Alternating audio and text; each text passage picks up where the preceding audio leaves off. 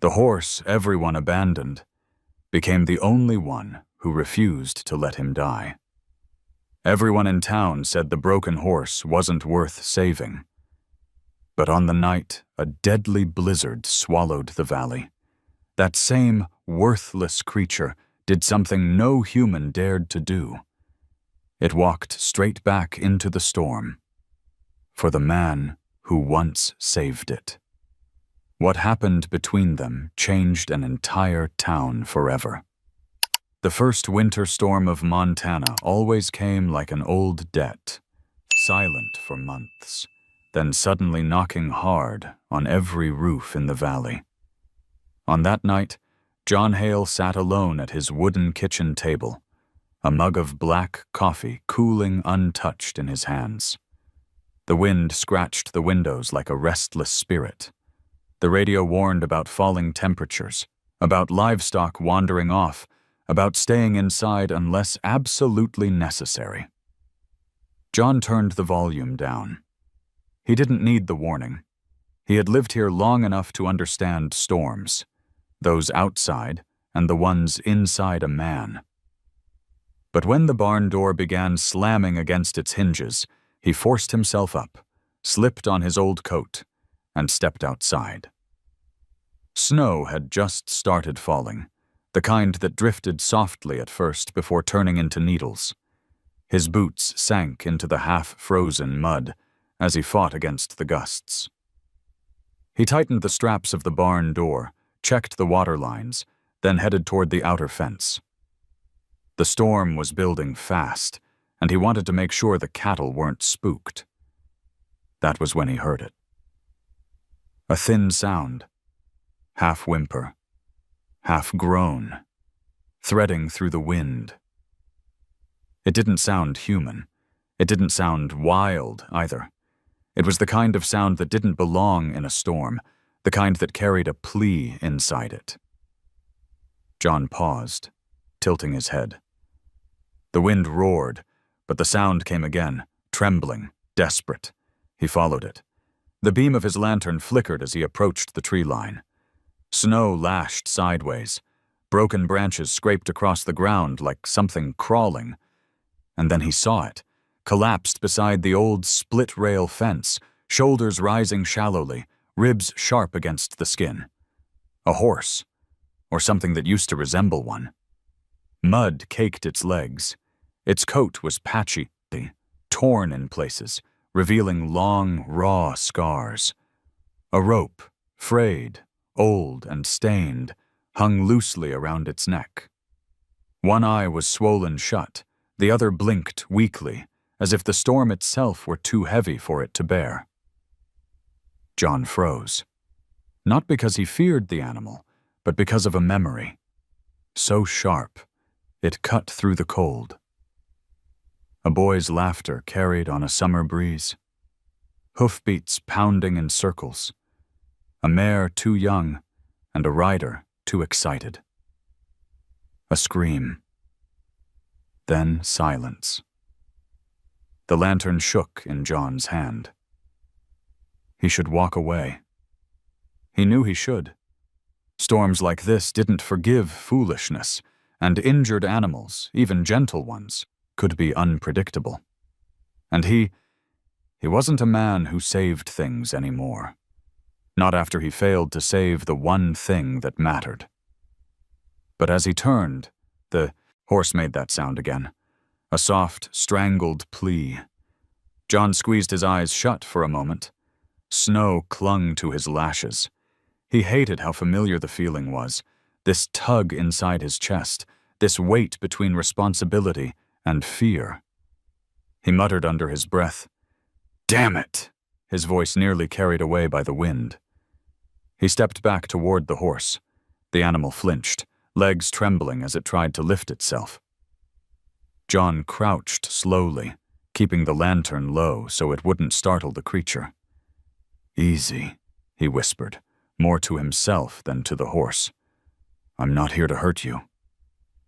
Up close, the smell hit him, a mix of sweat, blood, rain-soaked earth, and neglect. Whoever had owned this horse hadn't cared for it in a long time.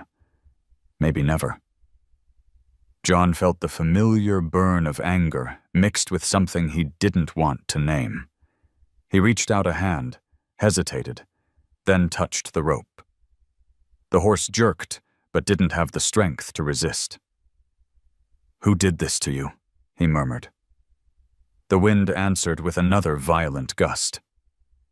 John looked back at his farmhouse, warm light glowing faintly through the frosted windows. A safe distance. A quiet life. Everything in him told him to let the storm finish what someone else had started. Nobody in town would blame him. A horse like this had no value, not for ranch work, not for sale. It was, by every practical standard, a liability. Even worse, it was a reminder. But John Hale had never been able to leave a suffering creature behind. Not even now. Not even when it hurt. Slowly, he looped his arm under the horse's neck, coaxing it to its feet. The animal staggered, leaning its weight into him so heavily he nearly slipped. The two of them stood there for several seconds, man and animal bracing against the bitterness of the wind, until John whispered, "Come on, let's get you inside." Each step was a struggle. Snow stung his face, his coat soaked through. But inch by inch, they crossed the yard toward the barn. The lantern light swayed like a fragile beacon in the dark. The horse collapsed once, and John grunted as he lifted its head again. "You're not dying in this storm," he said, voice hoarse. "Not tonight." By the time they reached the barn, both were shaking.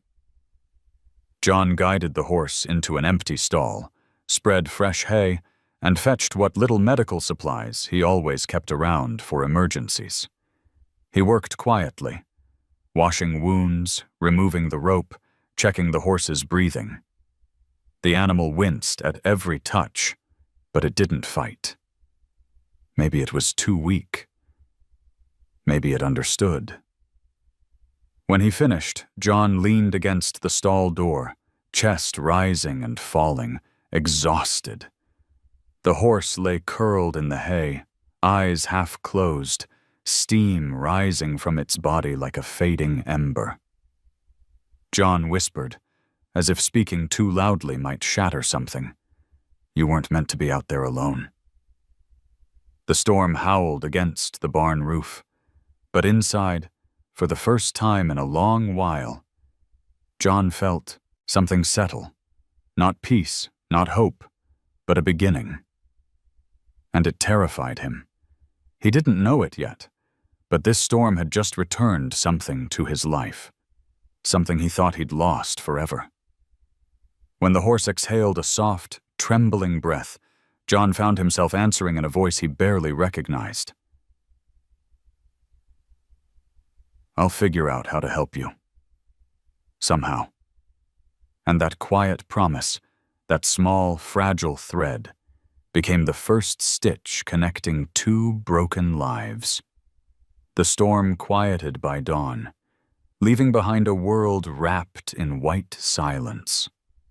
The kind of silence that makes a man feel like he's the last person left in the valley. John Hale stood inside the barn, leaning against the wooden post as pale morning light filtered through the slats. The horse, weak, battered, and barely breathing, lay curled in the hay where he had placed it hours earlier. Its chest rose and fell unevenly, each breath a reminder of how close it had been to disappearing into the storm forever. John rubbed his stiff hands together. The cold had seeped deep into his bones, reminding him that he wasn't the man he used to be. His body had aged faster than his years, worn down by grief and seasons that seemed to pass without meaning. He reached for the kettle he kept on a small metal stove in the barn, old habit from winters long past, and poured warm water into a tin bowl. Steam rose, carrying the faint scent of chamomile, something his late wife used for minor animal wounds. He wasn't sure it would help this creature, but doing something felt better than doing nothing. The horse flinched when he stepped closer, one eye opening just enough to watch him. Its gaze was dull, but alert in a wounded way, like a soldier expecting another blow. John crouched down slowly, careful not to make sudden movements. "Easy," he murmured. "I just need to see what I'm dealing with." Underneath the dried mud and tangled hair, the horse's injuries told a long, ugly story. Burns around the neck where the rope had rubbed raw. A deep gash along the shoulder blade. Bruises on the hindquarters that suggested it had been beaten more than once. Whoever had owned this horse treated it like a burden, not a living being. And yet, despite everything, the animal had dragged itself through the woods during the storm, refusing to give in. There was something defiant in that, something that stirred a mix of admiration and sorrow in John. He dipped a cloth into the warm water and reached out, letting the horse sniff his hand first. It hesitated, trembling, then, after a long, cautious moment, allowed him to get close enough to dab at the dried blood. The horse's breath hitched, but it didn't pull away. That small act of tolerance felt fragile, like handling thin glass. John cleaned the wound gently, moving with the steady precision of someone who had done this many times before, in another lifetime. On his right forearm, a faded scar, a reminder of his son's first attempt to saddle a spirited colt, caught the morning light. Memories pressed against him, unwanted but impossible to ignore. He paused, cloth in hand. The last time he had tended to a horse this carefully was the day before the accident. His boy, Ethan, had insisted on preparing the mare for their afternoon ride. "She trusts me, Dad," Ethan had said, face full of excitement. John had corrected the cinch, tightened it himself, and ruffled the boy's sandy hair. He remembered the laugh, bright and unburdened. If he closed his eyes now, he could almost hear it echoing against the barn walls. But then came the memory he avoided at all costs, the moment the laughter turned to screams. John exhaled shakily, pushing the memory back into the shadows where he kept it buried. He focused on the horse again, letting his hands work with quiet purpose. When he reached for a bottle of antiseptic, the horse tensed, muscles rippling beneath its damaged coat. "I know," John whispered. "This is going to sting." He didn't rush. He didn't force. He waited until the horse's breathing steadied before applying the medicine. A soft, pained grunt escaped the animal, and John felt something twist inside him, something that wasn't just pity. He recognized the sound. Pain held in. Pain without complaint. Pain that came from a place deeper than injury. When he finished tending the wounds, he stepped back and let the animal rest. The barn filled with the quiet rhythm of the horse's breathing and the soft creak of old boards adjusting in the cold. Outside, the wind stirred gently, brushing snow off the eaves. John turned toward the barn door just as a truck pulled into the driveway. The tires crunched against the ice, and a moment later, Nora stepped out, adjusting her scarf as she approached. She was the only veterinarian within 20 miles, known for being pragmatic but kind, qualities that often made her the unofficial shepherd of abandoned animals in their small community. She walked into the barn, brushing snow from her coat. "Morning, John. Sheriff Cole told me you dragged something out of the storm last night." Her eyes fell on the injured horse, and the expression on her face shifted instantly from neutral professionalism to something softer. "Good Lord, what happened to this poor thing?" "Don't know," John said quietly. "Found him by the fence." "Him?" Nora crouched beside the horse, examining it without touching. "Not sure it has the strength to get through the day." She checked its gums, shook her head. Malnourished, dehydrated, infection risk in 3 different places, and that rope burn, she sighed. Someone abandoned him on purpose. John clenched his jaw. He hated the way the world could be so careless with life. Humans, animals, it didn't matter. Some folks tossed things aside when they stopped being useful. Nora stood, brushing hay from her jeans. "I can give antibiotics and pain relief, but I won't lie to you. He needs more than medicine.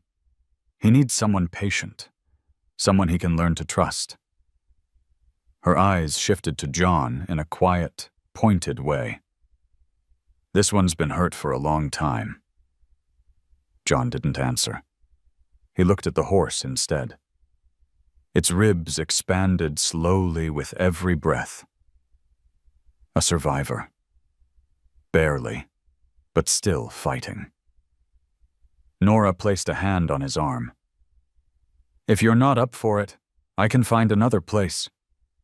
"No," he cut in, surprising even himself. "He stays here." Nora searched his face for a moment, her expression softening. "Then I'll do what I can." She turned back to her truck to grab supplies. "He's lucky you hurt him." John wasn't sure he agreed. Luck felt like a luxury he no longer believed in. When Nora left, the barn grew quiet again. John sank onto a wooden stool, elbows resting on his knees. He studied the horse, trying to understand what had compelled him to act last night. Maybe it was instinct. Maybe it was guilt. Maybe it was just the simple truth that he couldn't walk away from suffering, not even after life had taught him to keep to himself. "You need a name," he said softly. The horse twitched an ear, as if acknowledging the sound. "Ashfall," John murmured, the word carrying a strange weight. Something about it fit. Something about rising through ruin, through what had been burned and abandoned. "Yeah, Ashfall will do." He stood, pulling the barn door open to let the fresh winter air circulate. Ashfall lifted its head just slightly, following the motion. There was still fear in its eyes, but underneath the fear, John saw it. A flicker, a spark, something that refused to go out. And for the first time in years, John felt the faintest stir of purpose. The afternoon light settled over the valley like a thin, golden veil, soft, fragile, barely warming the frost still clinging to the edges of the fields. John stepped out of the barn after ensuring Ashfall had eaten at least a handful of hay. The horse was still too weak to stand for long, but it lifted its head a little higher each hour, a small but undeniable sign of will. John didn't say it out loud, but he felt it. The animal wanted to live. And somehow, impossibly, that mattered to him more than it should. He walked toward the outer fence, needing a breath of crisp air. His boots left shallow prints in the fresh snow, the sound muffled in the quiet afternoon.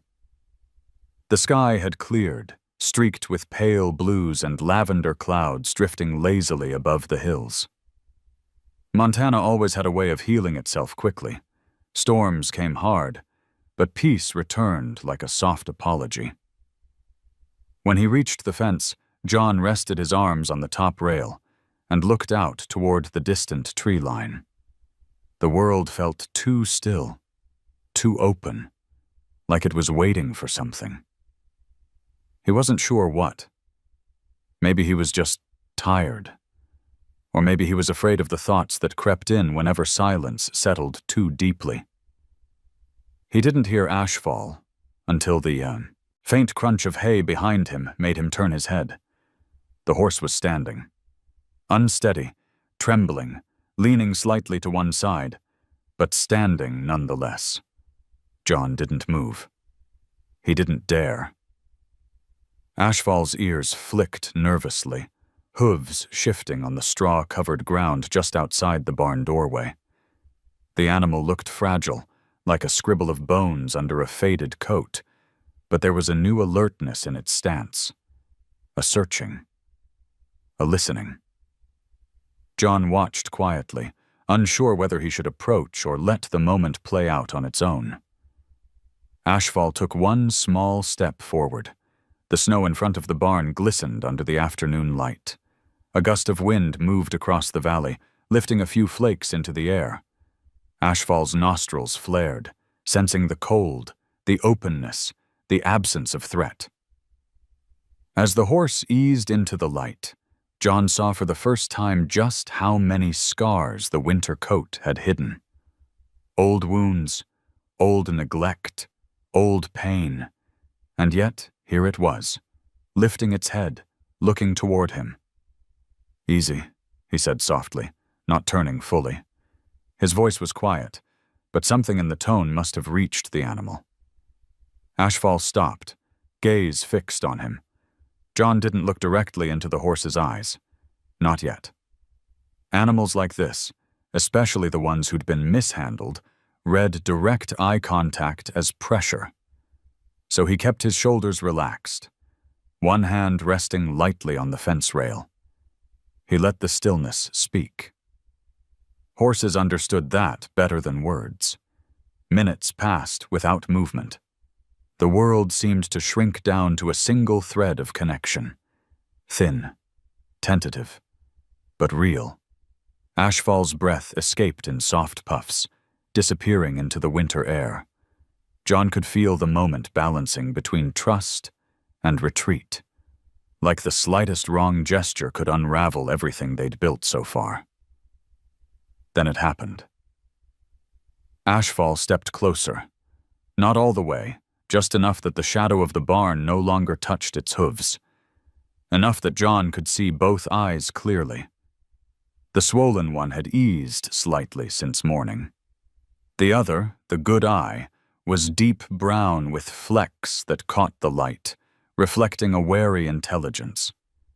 The horse studied him with a kind of fragile wonder, as if trying to understand why this man hadn't walked away like everyone else.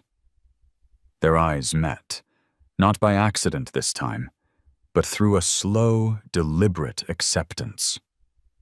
The connection landed in John's chest like a gentle blow. It had been years since he had looked into an animal's eyes without flinching. Years since he'd allowed memory and instinct to coexist instead of tearing him apart. Ashfall didn't look away, didn't pin its ears, didn't tremble as before. The horse simply stood there, breathing, watching him. "Good boy," John whispered, though he wasn't sure the words were meant for the horse or for himself. In that brief, delicate moment, he felt something shift. A small cracking sound deep inside, the kind that comes before something, long frozen, begins to thaw. Ashfall's ears twitched again at the sound of approaching tires on gravel. The horse stepped back sharply, sides heaving, the connection breaking as quickly as it formed. John turned toward the noise and saw Sheriff Cole's truck rolling up the driveway, snow spraying around the wheels. Cole stepped out, adjusting the brim of his hat with a posture that always seemed too stiff for a man who spent his life in open country. "John," he called out, voice carrying across the cold air. "Heard from Nora you dragged in some half-dead horse." John's jaw tightened. "He's not half-dead." Cole gave a humorless snort. "Looked pretty half-dead from what she described." His gaze drifted toward the barn. "You planning to keep it?" "Don't see why not." "Because," the sheriff replied, walking closer. "A horse that comes out of a storm like that usually brings trouble with it. Could be some rancher dumped it. Could be it's got sickness. Could be it's dangerous." He paused. Or could just be useless.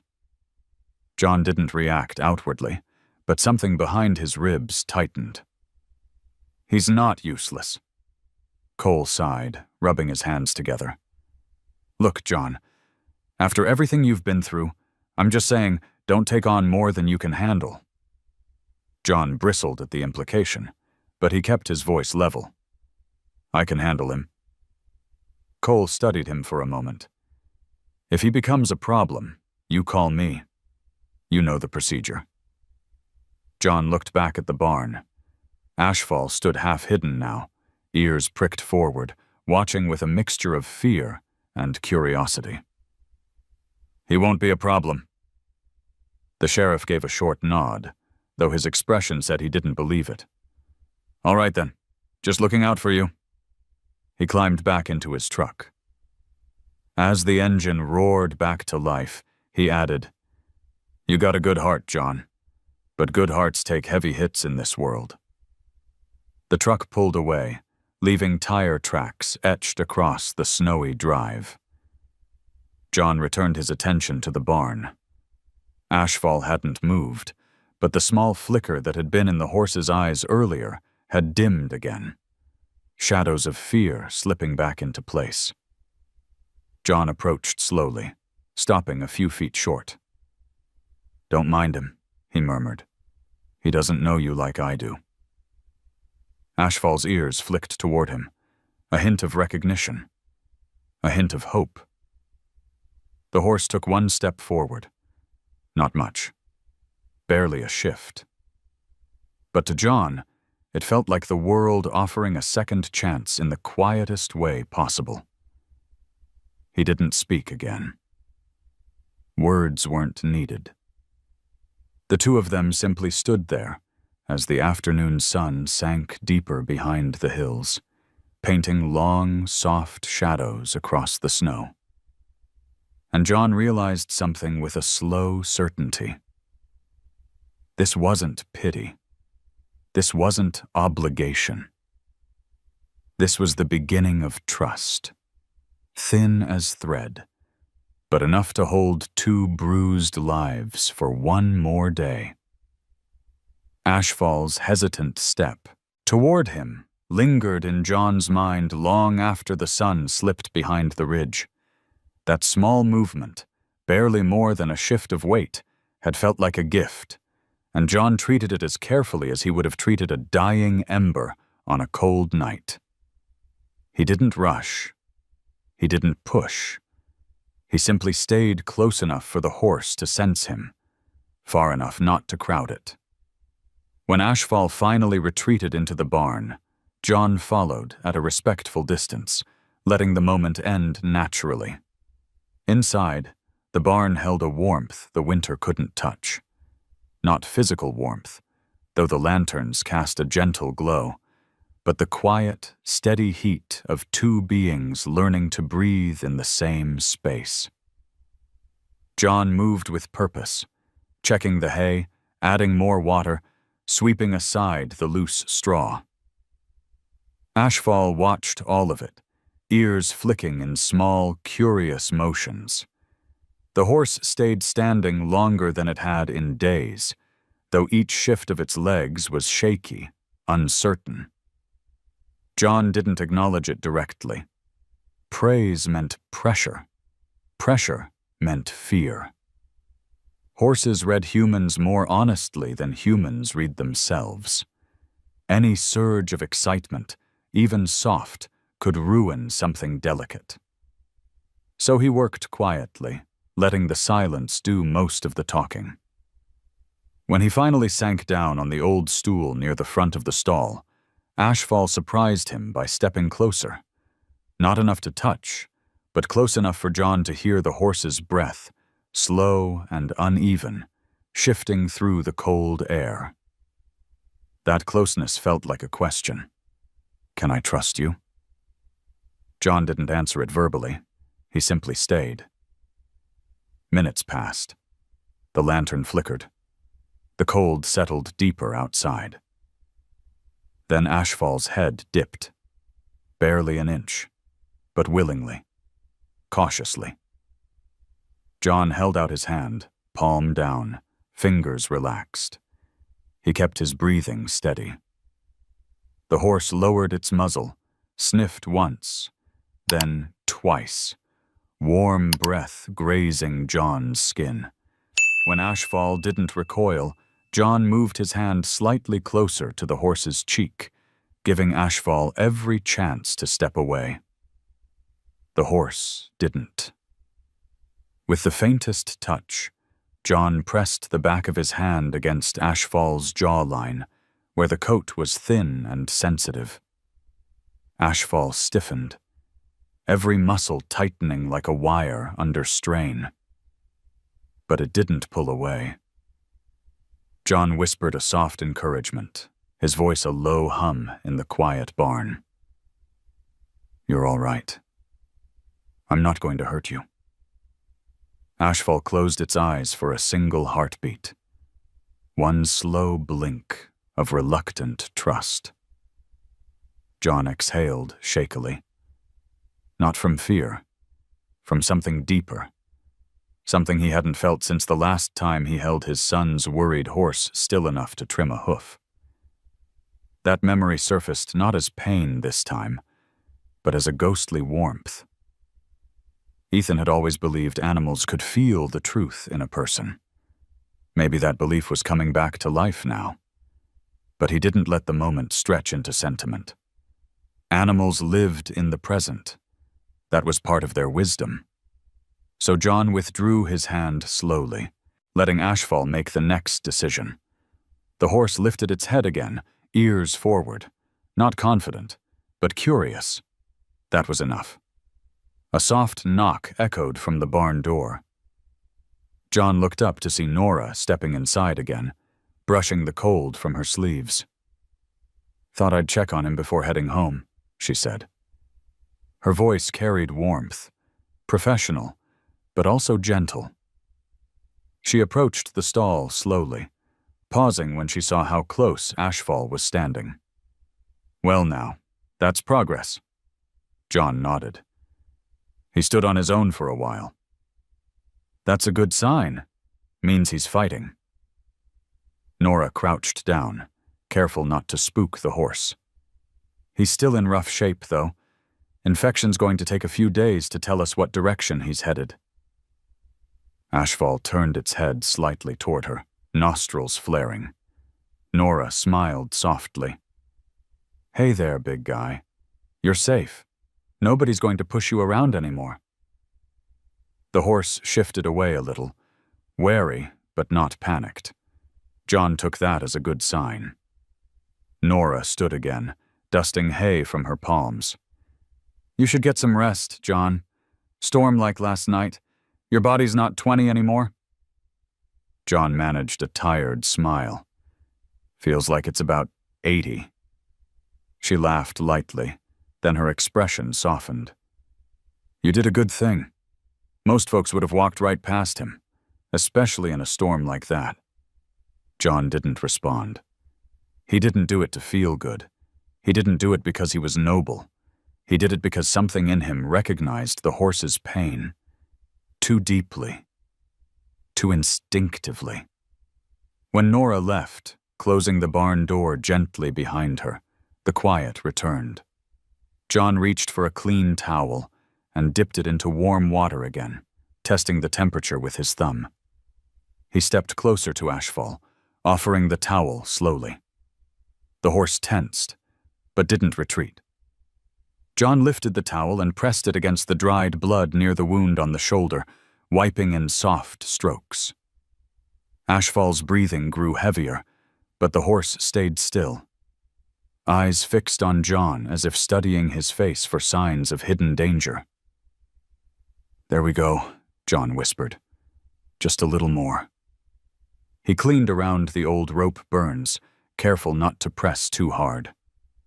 Ashfall flinched once, sharp, immediate, but didn't pull away. John murmured another reassurance, letting his voice drift in the quiet like a slow, steady heartbeat. The fragile thread between them grew stronger with each movement. Not forced, not rushed, just built, one careful moment at a time. When John finally stepped back, Ashfall lowered its head again, breathing deeply as if settling into the safety of the stall. John let the lantern burn a little longer than usual as he finished tidying the barn. Something about the warm, flickering light felt grounding.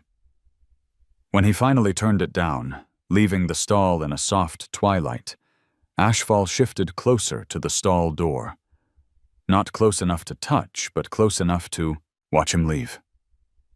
John paused at the doorway and turned back. "Good night, Ashfall." The horse's ears flicked toward his voice. A quiet farewell. A small promise. John stepped outside into the cold evening. The stars had begun to appear, scattered like fragile pieces of broken glass across the dark sky. The night air was sharp, but not unkind. He felt it again, that tiny pull in his chest. Not grief, not fear, hope, small, unsteady, but real. As he walked back toward the house, John knew with slow certainty that the fragile thread between him and Ashfall had become something neither of them could afford to lose now. Not after surviving storms, outside and inside. And somewhere behind him, in the dim barn, Ashfall lifted its head toward the sound of his fading footsteps. A silent question. A quiet trust. A beginning that neither loneliness nor winter could bury anymore. Word traveled fast in small towns, faster than winter winds, faster than truth, and certainly faster than compassion. By the third morning, long before the sun had climbed above the ridge, John noticed the first signs that the valley had begun whispering.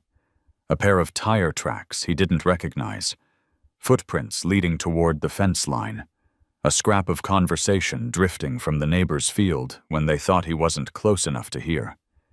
He ignored it, at least at first. He had grown used to being the subject of soft voices and sympathetic glances after Ethan's accident.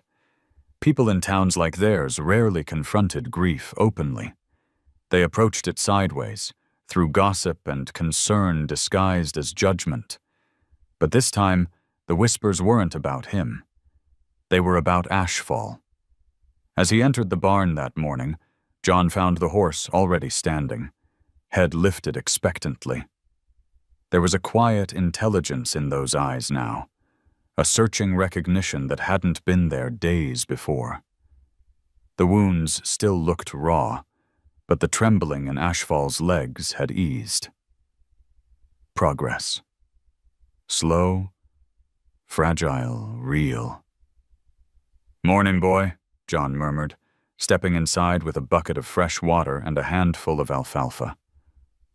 Ashfall sniffed the air and took 2 steps forward, still cautious, still hesitant, but no longer ruled by fear. John set the bucket down and held out the alfalfa. This time, the horse didn't just take it. It nudged his hand gently afterward, a gesture so small and sincere that John froze for a second before his chest loosened into a quiet breath. "You're getting bold," he whispered. Ashfall flicked an ear, almost playful. But before John could savor the moment, the crunch of gravel outside the barn pulled them both back into reality. The horse stiffened immediately, backing toward the corner of the stall. John turned as the barn door swung open, and Sheriff Cole stepped inside without knocking. "Morning," Cole said, brushing snow from his jacket. His gaze swept over the barn until it landed on Ashfall. "Heard the whole valley's talking about your new project." John's jaw tightened. "Didn't realize it was anybody's business." In a place like this, everything's everybody's business. Cole's boots creaked on the wooden boards as he approached the stall. Got calls from 3 folks already asking if the horse was dangerous, couple others asking if you planned to let it roam. One even wondered if you were out here trying to resurrect your… well… He stopped himself before finishing the sentence. John felt the familiar sting behind his ribs. Spit it out. Cole shifted uncomfortably. They think you're trying to replace Ethan. Ashfall let out a sharp breath, sensing the rising tension. John's voice dropped a notch, low, controlled, but edged with steel. No creature could replace my son.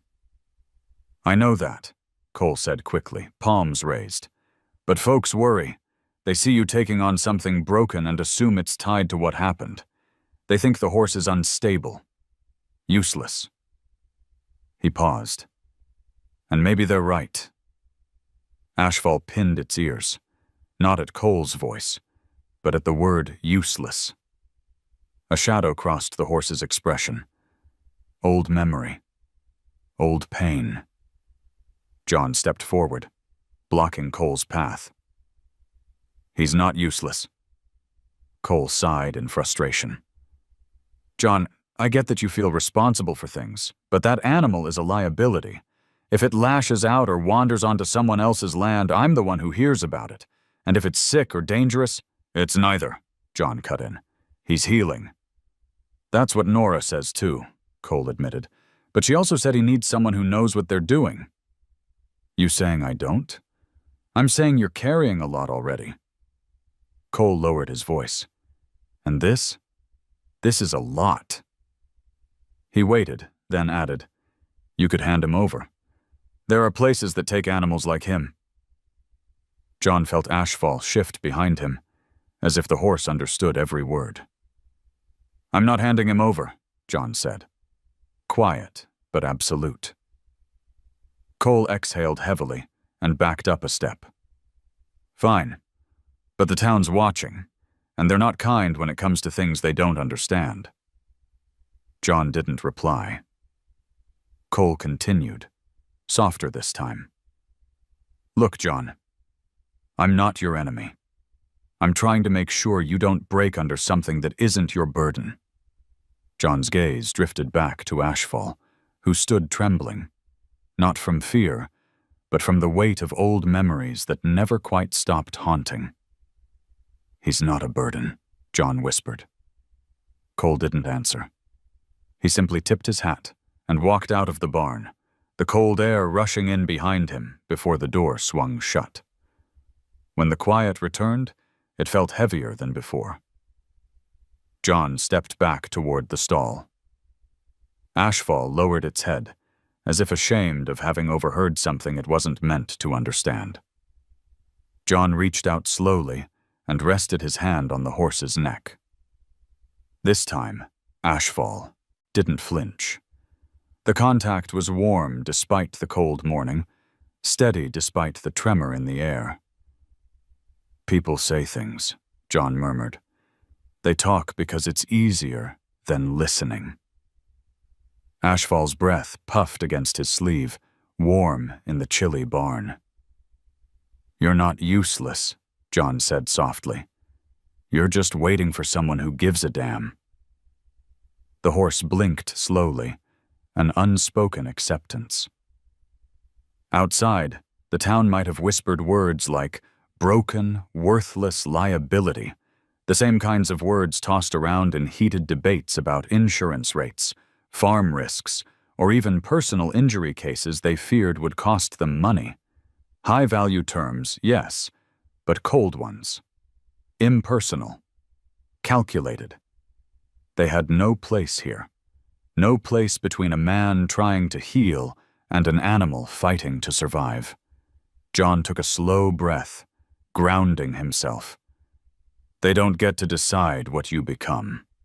That afternoon, instead of hiding in the barn away from the rumors, John led Ashfall outside. Not far, just enough to let the horse feel the winter sun on its face. The snow crunched under their feet. The wind brushed lightly across Ashfall's mane.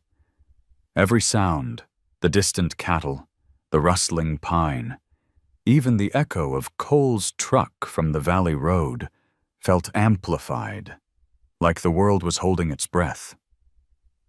Ashfall walked beside him, unsteady but determined. And for the first time since the town began whispering, John didn't feel anger. He felt something quieter, stronger. Resolve.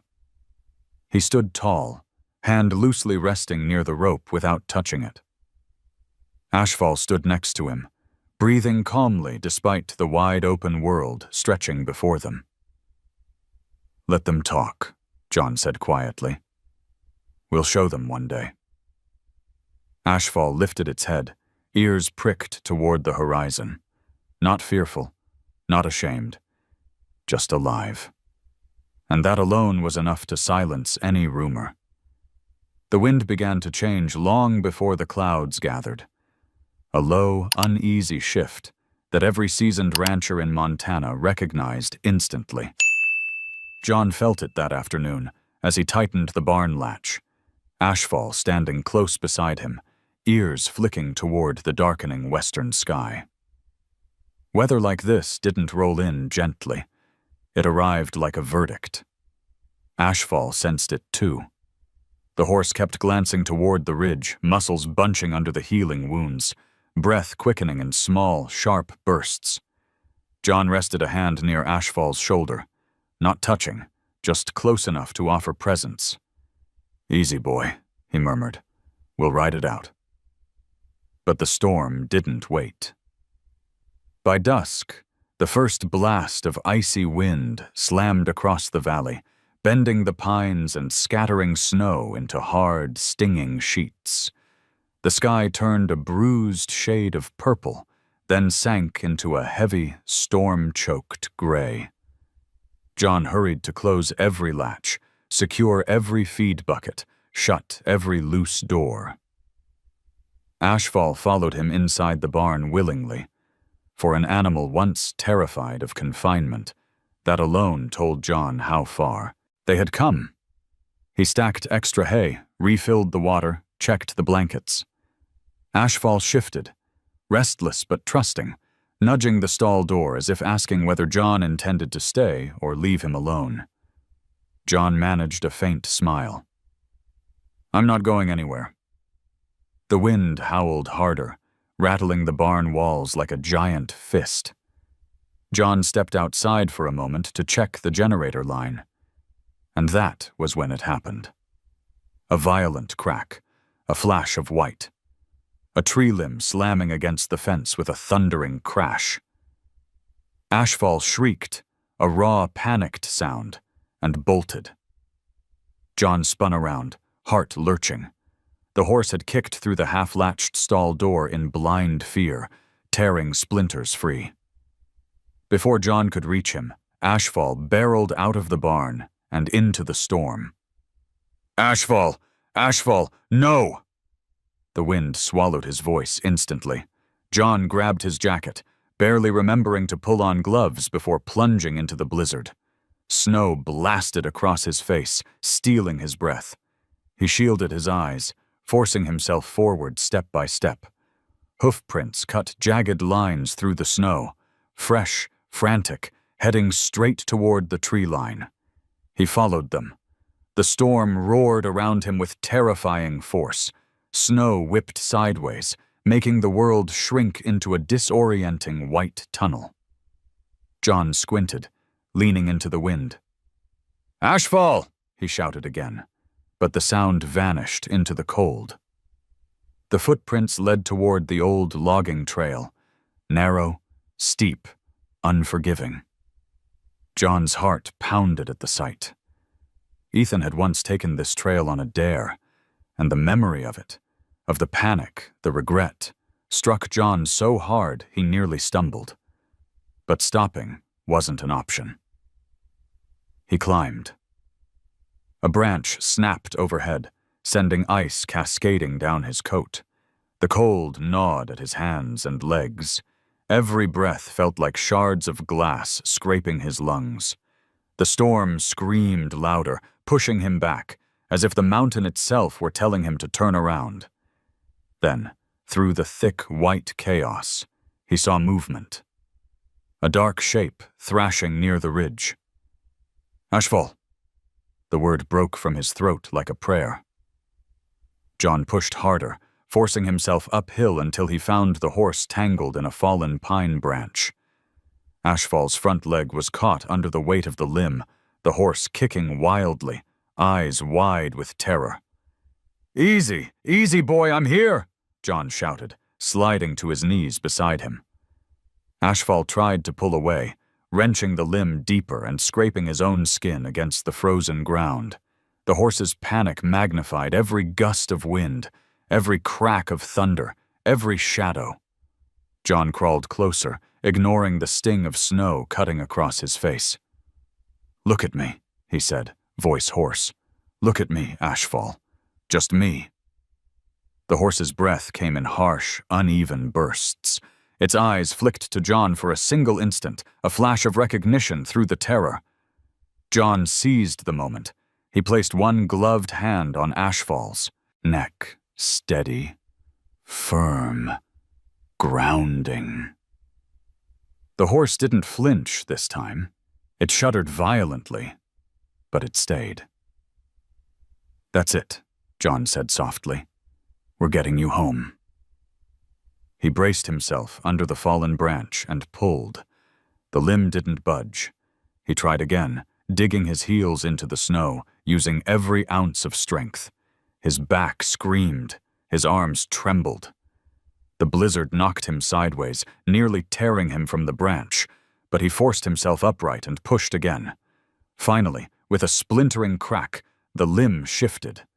Ashfall yanked his leg free, stumbling onto 3 hooves. John reached for the horse's halterless neck, trying to steady him, but his boot slipped on the icy ridge. He fell. The ground vanished beneath him.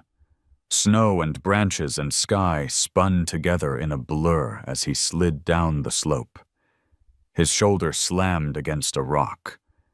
His ribs collided with a fallen log. The world tilted. He hit the ground hard at the bottom of the ravine, pain erupting through his side in a bright, breath-stealing flash. The storm swallowed everything again. For a moment, John couldn't breathe. The cold pressed heavily on his chest, threatening to drain what little strength he had left. He tried to call out, but only a ragged whisper escaped his lips. Then, a sound above him, a heavy, desperate whinny, hooves scrambling, snow shifting.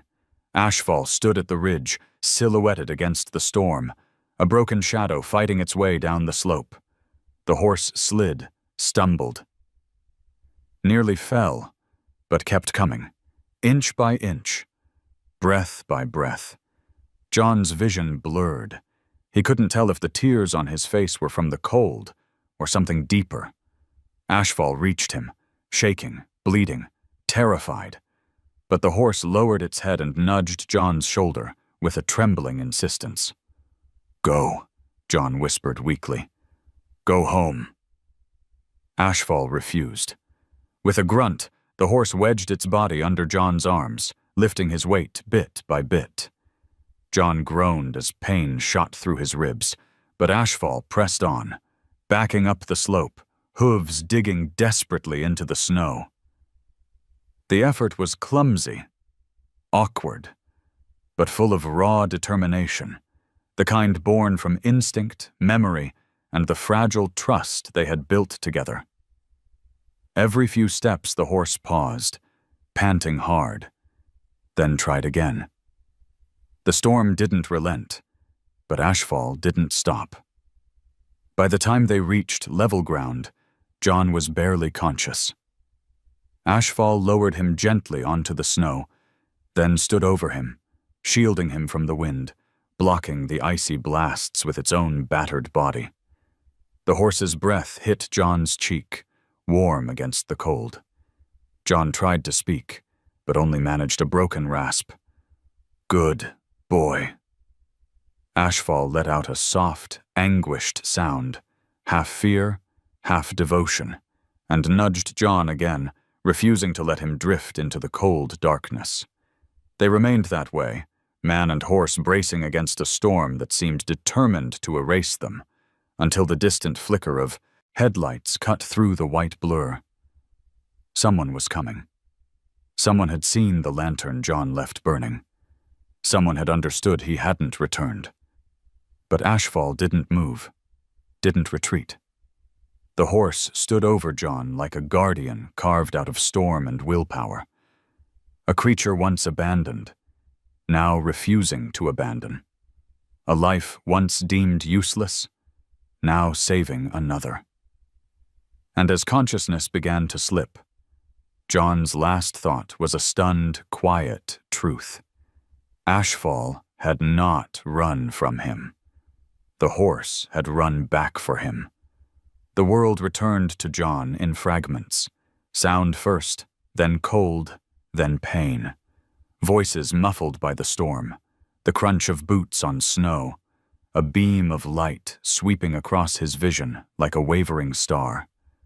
Then warmth, rough hands lifting him, a blanket thrown over his shoulders, someone shouting for a first aid kit. But through all of it, one presence remained steady, immovable, unmistakably there. Ashfall. Even as the rescuers worked, the horse stood only a few feet away, sides heaving, body streaked with cuts, breath frosting heavily in the freezing air. Every time someone stepped too close to John, Ashfall's ears pinned back. Not aggressive, but fiercely protective. Like a creature who had learned what abandonment felt like and refused to let it happen again. "Careful," one of the ranch hands muttered. "That horse looks wild."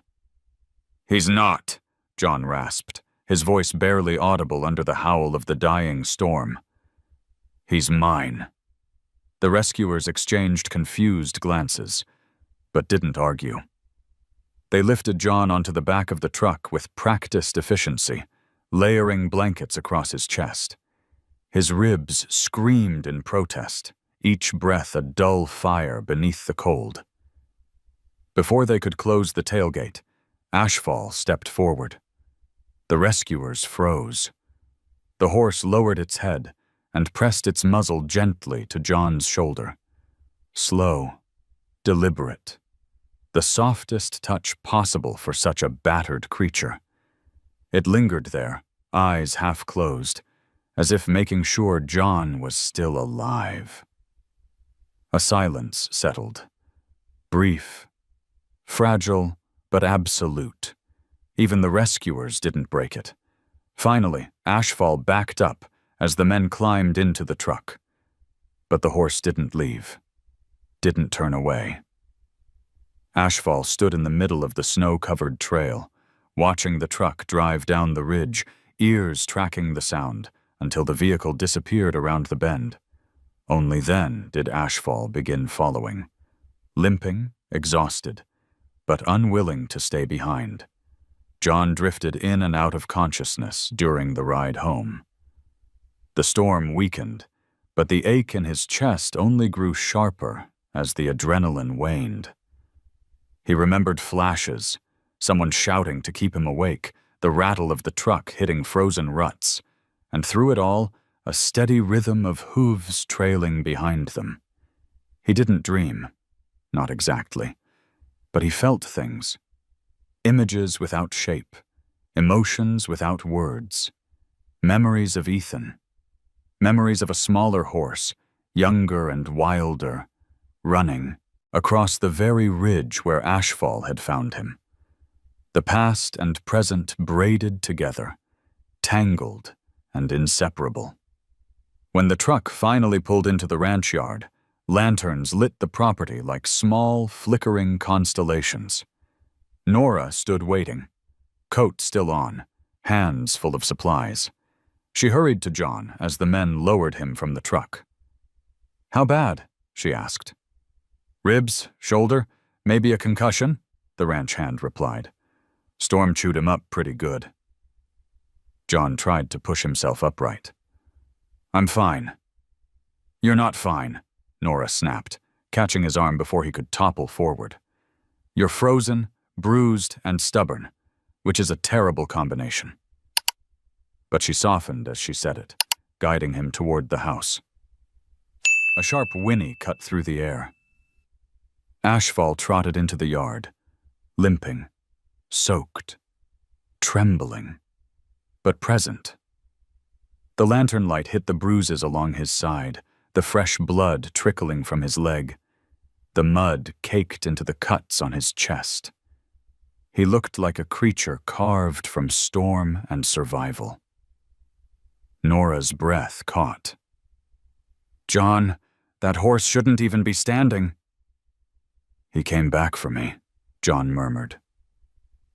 Ashfall stepped closer, lowering his head as if counting each breath John took. "He dragged me halfway up that ridge," John added quietly. Nora stared between the two of them, disbelief melting into something softer, respect tinged with awe. "Well," she whispered, "I'll be damned."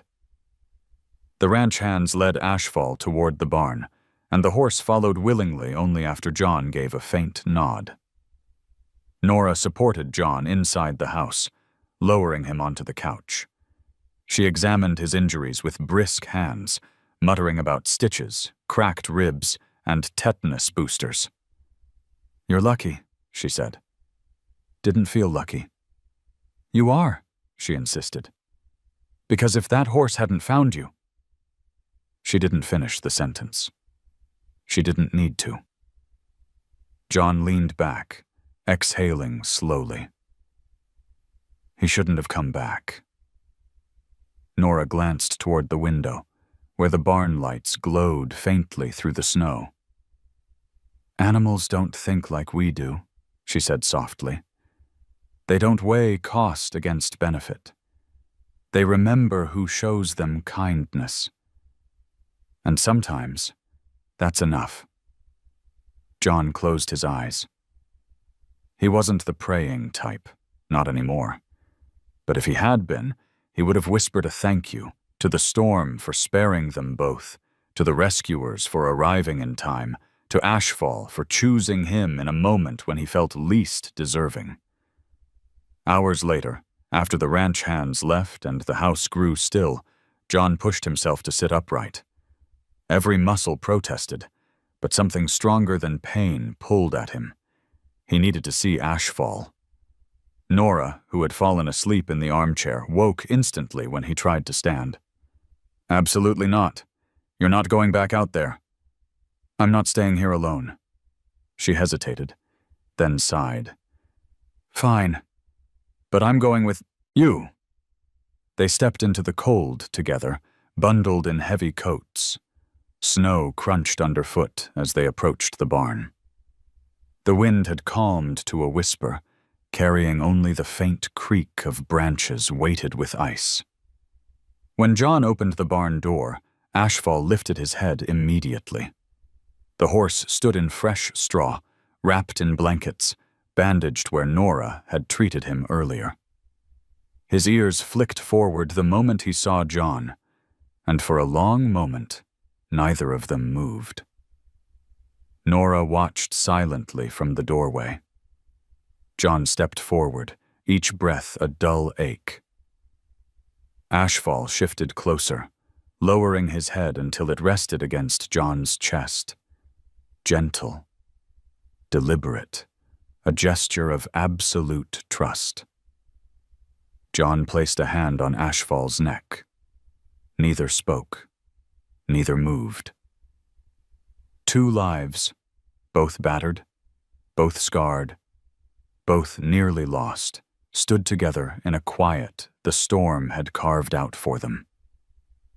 A fragile kind of peace, a hard-earned kind of bond, a moment no rumor, no judgment, no storm could ever erase. As Nora closed the barn door behind them, John whispered into Ashfall's mane, his breath warm against the horse's coat. "You didn't leave me." Ashfall breathed deeply, steady and sure. "You saved me." The horse's eyes softened, and for the first time since Ethan's death, a single truth settled gently into John's heart. He wasn't alone in the world anymore. Not in grief, not in fear, not in hope, not anymore. Dawn broke slowly the next morning, as if even the sun were reluctant to disturb the fragile quiet that had settled over the ranch. A thin band of gold edged the snowdrifts, touching the barn roof, the fence posts, the icicles hanging like glass teeth from the eaves. Inside the barn, the air still smelled faintly of antiseptic and warm hay. Ashfall shifted lightly in his stall, ears tilting toward the sound of footsteps before John even entered.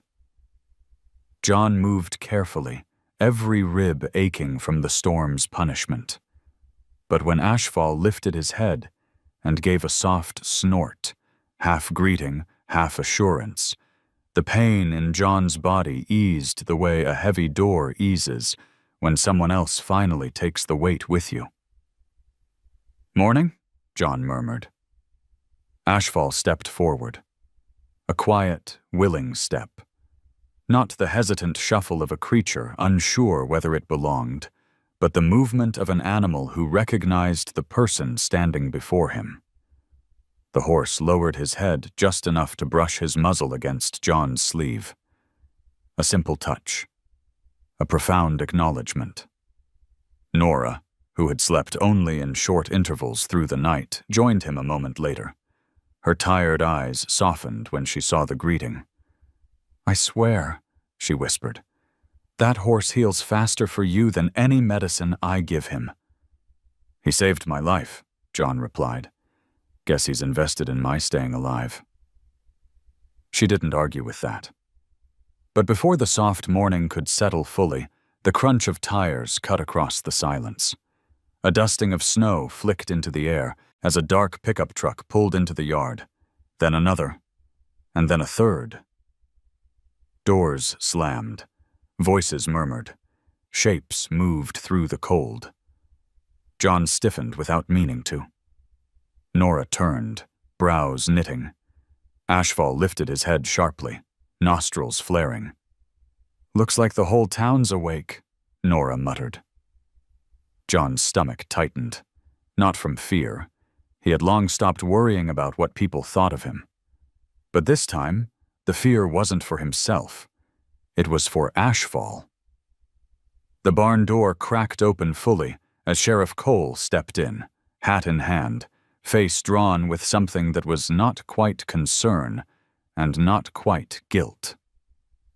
Behind him stood 3 other townsfolk, Harold Donley, Peter Jameson, and Martha Kane, names known as quickly as breath in a town like theirs. People who had whispered, people who had doubted, people who had questioned whether a half-dead horse deserved saving. John's fingers curled slowly around the stall's wooden edge. "What do you want, Cole?" Cole lifted both hands. "We're not here to start anything. We just... well, folks heard about what happened." "How?" John asked sharply. Cole hesitated. "Our boys who helped bring you down from the mountain got to talking, and Martha saw Ashfall limping behind the truck last night. Word spread."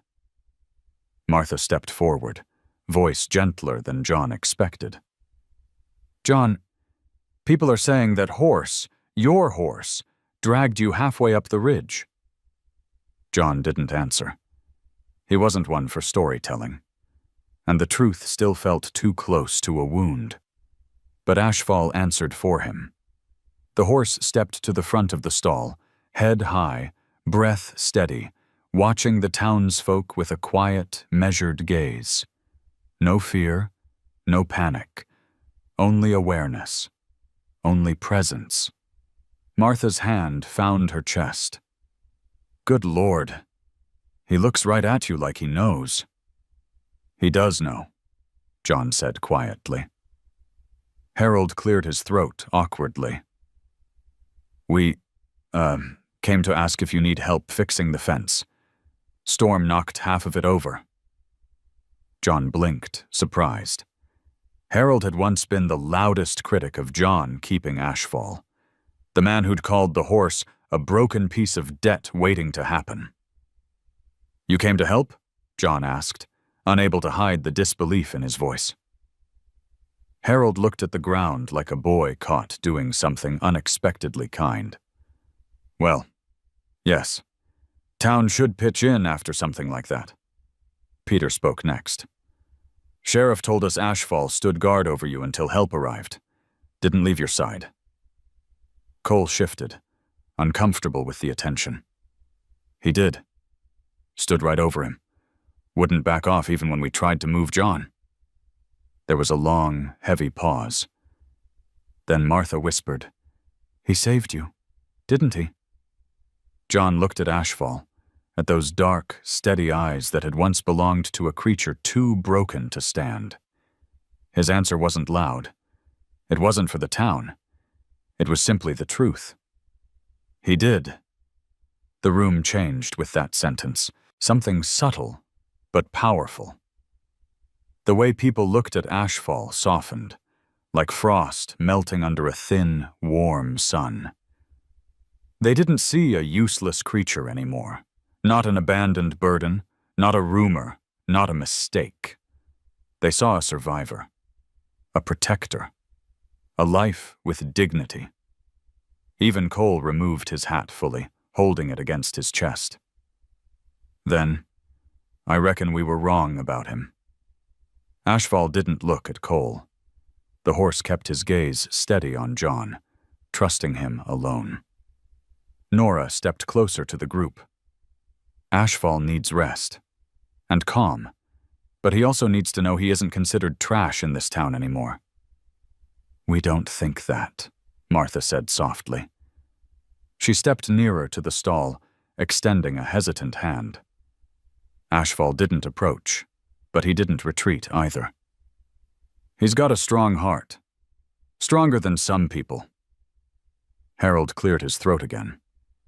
Folks around here, well, we don't exactly admit when we're wrong, but we're trying. John felt something shift inside him, a piece of old resentment loosening its grip. I appreciate that, he said slowly. Cole inhaled deeply. Town's planning to help you rebuild the fence, and, Peter's wife is cooking a pot of soup. Says you'll need it. John let the warmth of that gesture sink in. Not the soup, not the repairs. The acknowledgement, the recognition that a creature they dismissed as worthless now stood at the center of something unexpectedly human, unexpectedly healing. Thank you, John said, voice sincere. As the townsfolk stepped back outside, Ashfall nudged John's shoulder gently, as if reassuring him that the moment had gone well. Nora chuckled softly. He reads you like a book. Or maybe, John said, he's learning to trust the world again.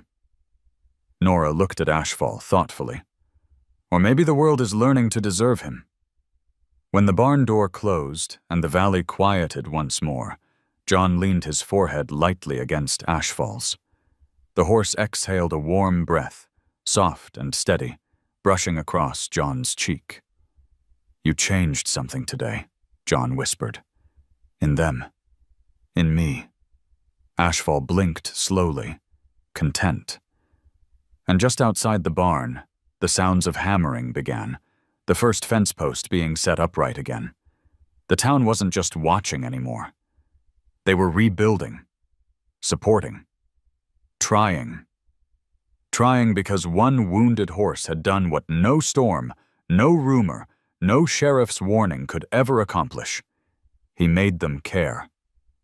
The first true thaw of the season came quietly, almost shyly, as if winter were loosening its grip one hesitant fingertip at a time. At dawn, a thin layer of mist rose from the valley floor, curling around the fence posts the townsfolk had repaired the previous day. The snow that had buried everything in silence now softened just enough to let the earth breathe again. It was the kind of morning Montana rarely offered, still mild and promising. John stepped out of the house with careful movements, his ribs aching but no longer screaming. The cold air filled his lungs with a sharpness he welcomed. After days of fighting storms, the simple act of breathing in calm weather felt like a blessing. Nora had insisted he stay inside, but he needed this moment. Needed to feel the world before it woke fully. When he pushed open the barn door, Ashfall raised his head immediately. The horse stood tall now, still lean, still marked with scars, but no longer a creature defined by weakness. Strength had begun returning to his muscles in small, steady increments. The tremor in his legs was gone. His eyes no longer darted around with fear. Instead, they followed John with a steady, grounded awareness. "Morning, boy," John said. Ashfall stepped forward, breath warm in the cool air, and pressed his forehead lightly to John's shoulder. Not urgently this time, not protectively, just gently, like greeting an old friend.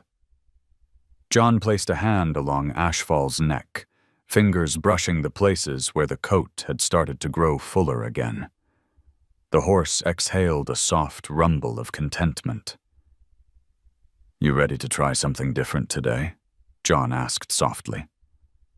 Even though Ashfall couldn't answer with words, something in the lift of his head, attentive, curious, was answer enough.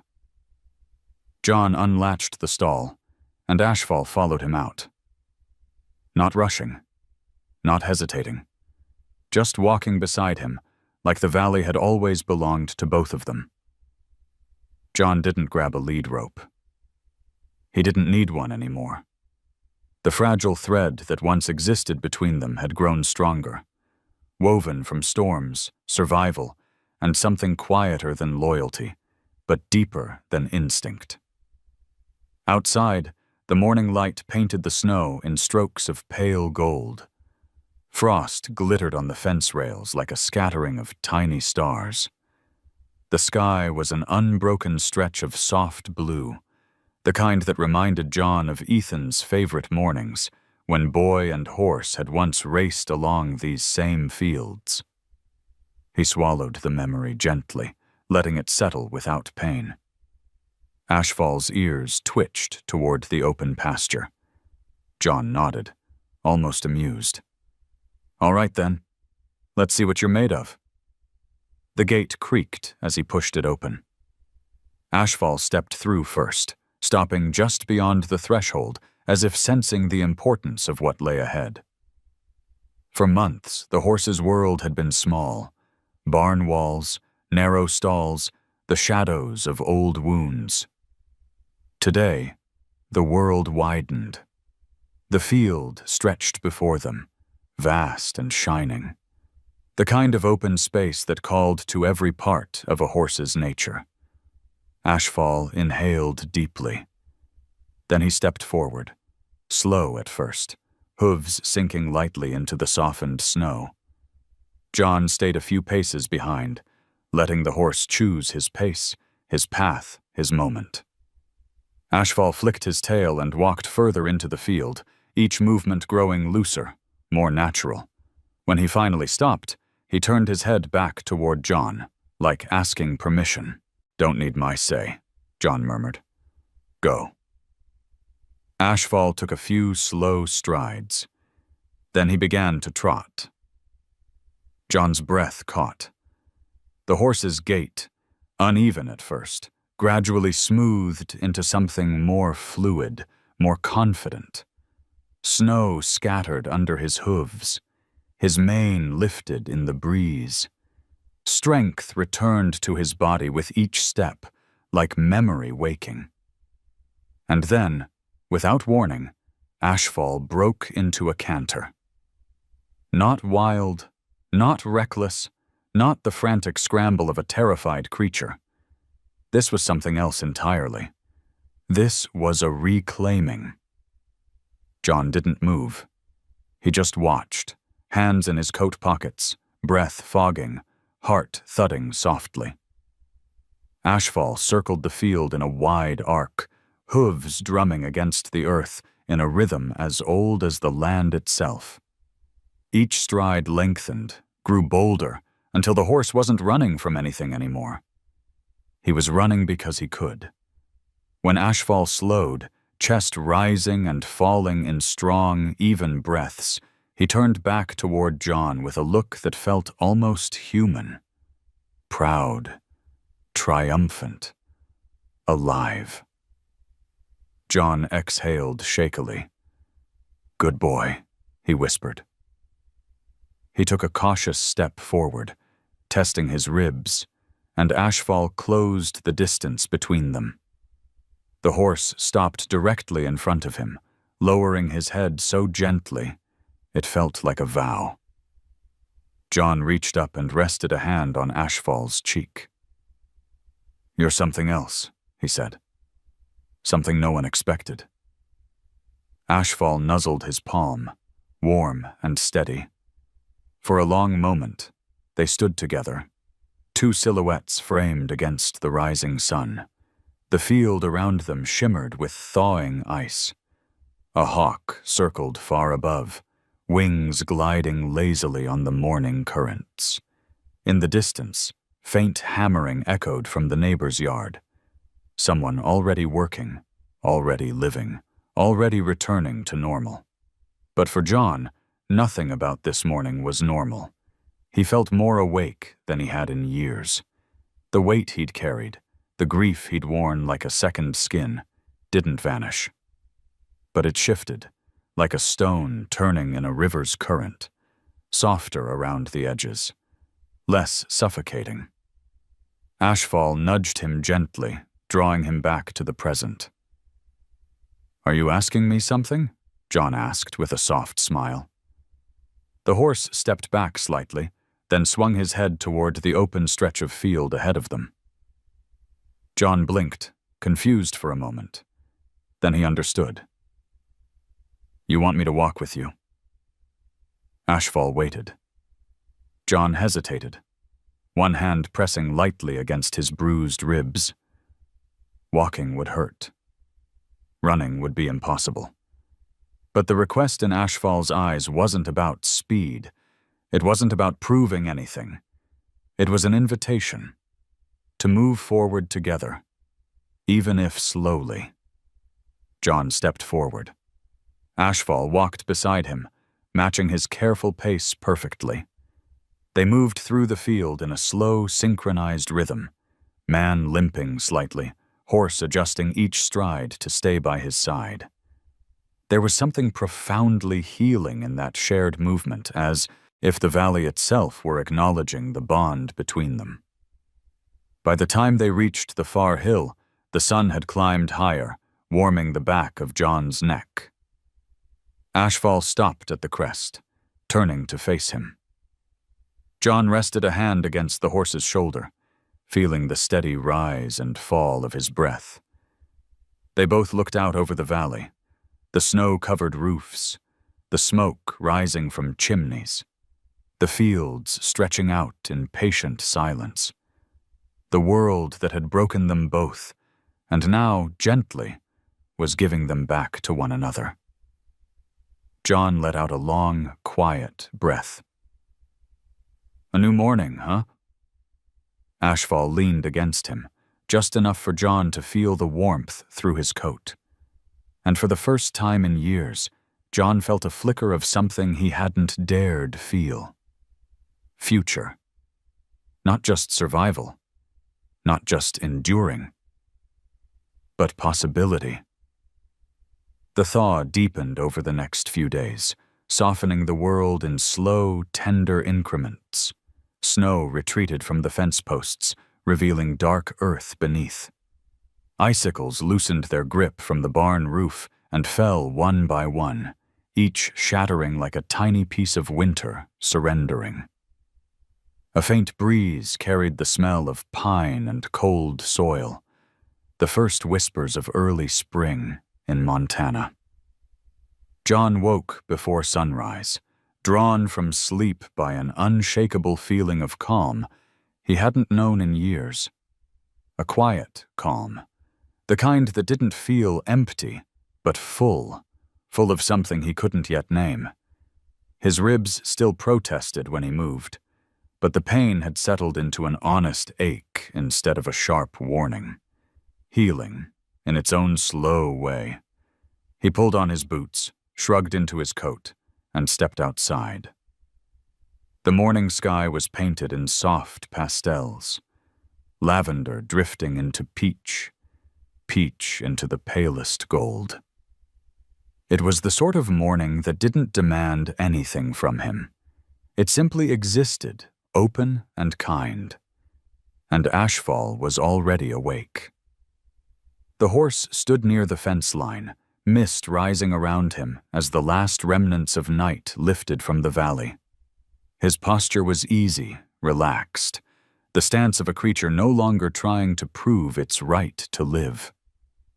When he turned his head and saw John, his ears pricked forward, and he gave a deep, warm exhale that plumed into the cold air. "Couldn't wait for me, huh?" John murmured as he walked closer. Ashfall stepped toward him with a confidence that had once seemed impossible. No hesitation, no trembling, just the steady gait of a horse who had learned the world could hold gentleness. John leaned against the fence, one hand resting casually on the top rail. Ashfall moved beside him, shoulder almost brushing John's arm. Together they looked out over the valley, the fields washed in dawn light, the distant roofs catching the early sun, the faint smoke rising from chimneys as the town woke. For the first time in a long time, John didn't feel the familiar weight of old memories lingering behind his ribs. Instead, he felt a slow, grounding warmth spreading through him. The kind that comes when pain and healing finally sit beside one another without fighting.